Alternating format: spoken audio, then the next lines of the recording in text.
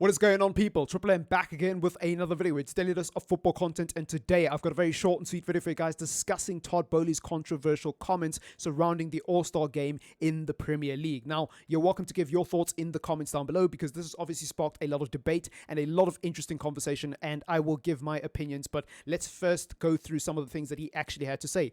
Ultimately, I hope that the Premier League takes a little bit of a lesson from American sports, said Boehly, and really starts to figure out why don't we have a tournament for the bottom four sports teams, and better yet, why don't we have an all-star game? People are talking about money for the pyramid. He's talking about the footballing pyramid here, as in the Premier League clubs and subsequently the businesses and everyone involved with the Premier League. In the MLB all-star game this year, we made $200 million from a Monday and a Tuesday, which is pretty impressive from a business point of view. Hashtag just saying. So we're thinking we could do a North versus South all-star game from the Premier League for whatever the pyramid needed quite easily. And I'm not going to lie to you guys, on the surface, this seems like a really good idea, right? I'll get to the negatives in the moment and I'll get to the red flags, but on the surface, let's start with the positives. A lot of football fans watch the NBA, they watch the NFL, and they watch the MLB. I am not one of them, but I know a lot of people who genuinely watch American sports and love everything about American sports and think that there's genuinely a lot of principles and things that could be taken from American sports and transferred over to football to make it a better overall sport. And one of those things has been an all-star game. And I am somebody who's always made like fantasy lineups, right? I'm somebody who's always made like best 11s for the Premier League or best 11s for the world. And I've always been somebody who's had passionate debates with people about who's the best player in the world in this particular position, who's the best player in the world who would fit and would work in a team, like that would play against another team that was considered the best in the world, right? I've always kind of come up with that in my head, even on FIFA. I remember when I was a kid, I always used to make up these fantasy teams and play them against my friends, right? We would play the World XI versus the Classic XI, and then we'd make up our own XI, and one person would play with the World XI, the other person would play with the XI that they made up based off the highest rated players in that particular game, and we would play against each other, and it's cool, right? So on the surface, it seems like a great idea, but let's talk about the negatives and the issues with this idea. The part here where he says the MLB made $200 million on a Monday and a Tuesday from the All-Star games, that's a red flag for me. That's a very big red flag, because that says to me that this guy cares about money. And whilst there's nothing wrong with a business owner, like a football club owner, actually caring about profit, there is a bit of an issue when it seems like the only thing that they're concerned about is that. Because if you go and listen to the entire interview, because those aren't the only quotes from it, a recurring theme in Todd Boehly's sort of press conference or interview or whatever it was, a recurring theme throughout his comments was about money, was about how we can improve the money side of the game. He's not talking about the community aspect. He's not talking about the actual love for the sport. He's not talking about the traditions and things that we love and little intricacies about football that make football football.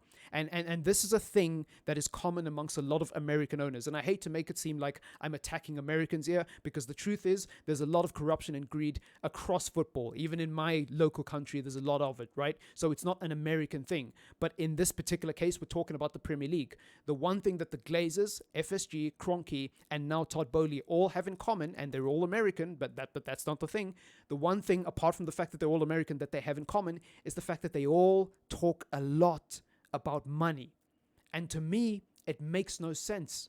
It genuinely doesn't, right? Because football already has loads of money in it. It already has loads of money in it.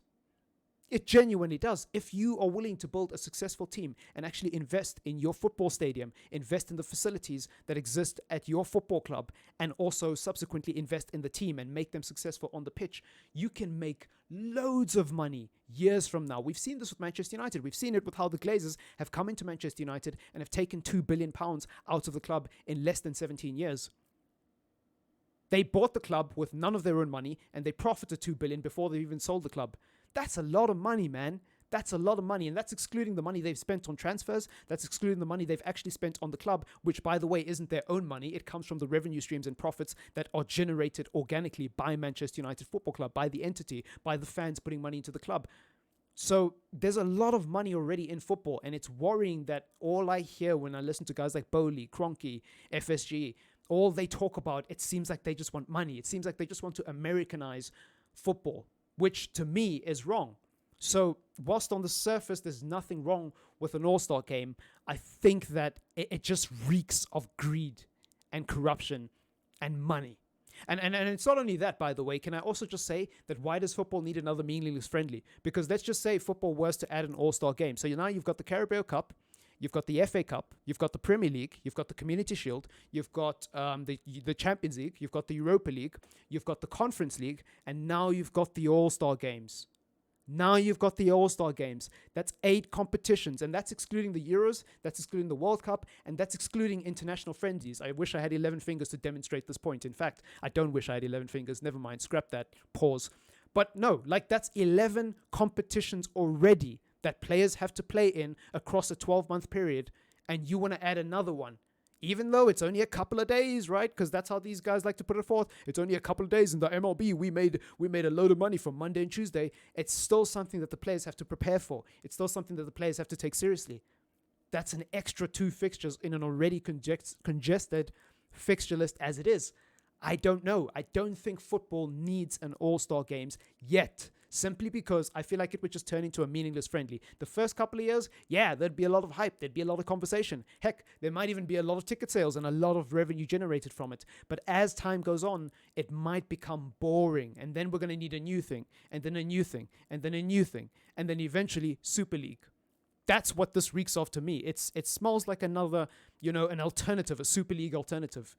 Maybe I'm wrong. Maybe I'm misreading this, and I know there's a lot of people who are watching this video who are fans of the NFL, who are fans of the NBA, who are fans of the MLB perhaps, and wouldn't mind an all-star game, but personally, I don't think it's necessary. I think if an all-star game was to be done and done correctly, there needs to be a complete structural change of football. In other words, the Carabao Cup probably needs to get scrapped, or something needs to happen to where it actually makes sense in terms of the flow of the footballing season, right? You can't just have an all-star game in the middle of, I don't know, in the middle of May or in the middle of June when there's no football and nobody cares about it, right? Like in the off-season when players aren't really taking it seriously because they don't want to get injured. And then if you have the all-star games mid-season so that people do take it seriously, why would Manchester United, why would Manchester City, why would Liverpool, who might be in a title race, give their players away to some all-star game and risk an injury, right? Risk fatigue, when they could say, no, I don't want my players to play in the all-star game. We're going to focus on the Champions League, or we're going to focus on this competition, or we're going to focus on that competition. How's that going to work? How are you going to get over that obstacle, right?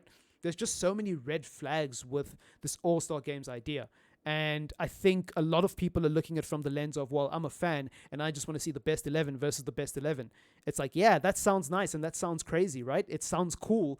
But what are the long-term implications of it? You need to think about these things as a football fan. You can't just think of the football. You need to think about the finances. You need to think about the long-term impacts of the game that you love. Because, all it takes is football fans to get behind this idea. And then actually, 3 years from now, we're all sat here going, actually, maybe this wasn't a great idea. But now it's too late because the people in power are already milking and hemorrhaging millions and millions of pounds from football fans again for something that's completely unnecessary.